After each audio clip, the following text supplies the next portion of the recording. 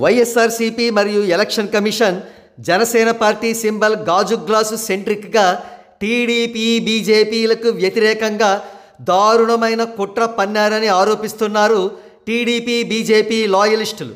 అందరికీ తెలిసిన విషయమే, జనసేన పార్టీ 21 అసెంబ్లీ నియోజకవర్గాల్లోనూ 2 లోక్సభ నియోజకవర్గాల్లోనూ పోటీ చేస్తోంది.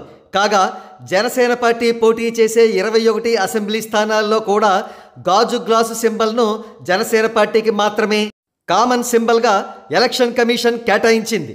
అంతేకాదు, జనసేన పోటీ చేసే 2 లోక్సభ నియోజకవర్గాల పరిధిలోని అన్ని అసెంబ్లీ నియోజకవర్గాల్లో గాజు గ్లాసు గుర్తుని మరి ఏ ఇతర పొలిటికల్ పార్టీకి కేటాయించలేదు ఎలక్షన్ కమిషన్.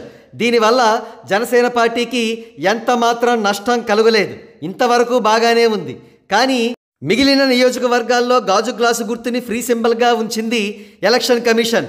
దీనివల్ల టీడీపీ బీజేపీలు పోటీ చేస్తున్న ఇతర నియోజకవర్గాల్లో దాదాపు 26 మంది ఇండిపెండెంట్లు గాజు గ్లాసు గుర్తును దక్కించుకున్నారు.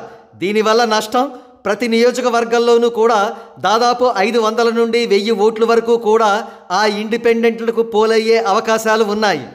కానీ రాజకీయ విశ్లేషకులు అందిస్తున్న సమాచారం మేరకు కూటమి వైపు వేవ్ చాలా బలంగా ఉంది కాబట్టి ఇండిపెండెంట్లకు పడే ఆ ఓట్లు గెలుపోటములను ఏమాత్రం ప్రభావితం చేయలేవని, టీడీపీ బీజేపీలకు ఎడ్జ్ కంపల్సరీగా ఉంటుందని వారు నొక్కి వక్కాణిస్తున్నారు.